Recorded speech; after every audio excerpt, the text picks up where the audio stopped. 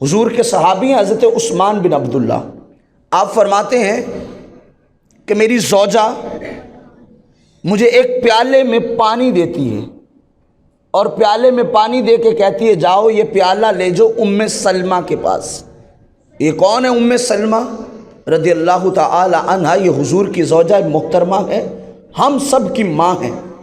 ان کے پاس لے جاؤ اور ان سے جا کے کہو کہ ہمارے گھر میں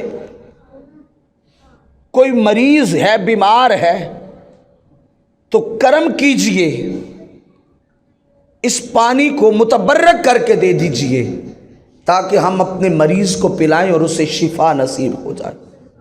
کہتے ہیں یہ کئی بار میری زوجہ نے عمل کیا۔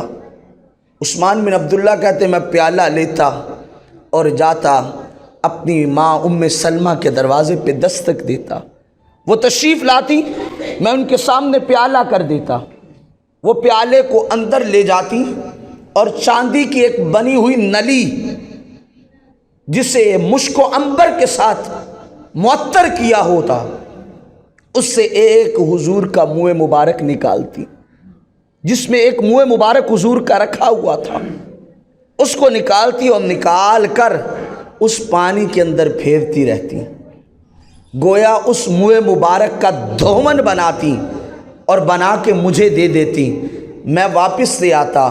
حضرت عبداللہ عثمان بن عبداللہ کہتے ہیں کہ جب میں واپس لے آتا تو واپس لا کے اپنی زوجہ کو دیتا، میری زوجہ جس مریض کو پلاتی اللہ اسے شفا عطا کر دیتا ہے۔ گویا صحابہ اور صحابیات کا بھی عقیدہ یہ تھا کہ مصطفیٰ کا منہ مبارک جس پانی میں لگ گیا وہ پانی ایسا متبرک ہوگا کہ کوئی بھی مریض کسی مرض میں مبتلا ہو اگر وہ پانی پی لے تو اسے شفا مل جاتی ہے۔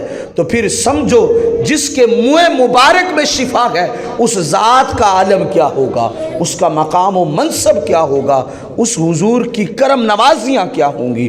تو اس لیے حضور کے ہر عضو کو اللہ نے بے مثل و بے مثال بنایا ہے۔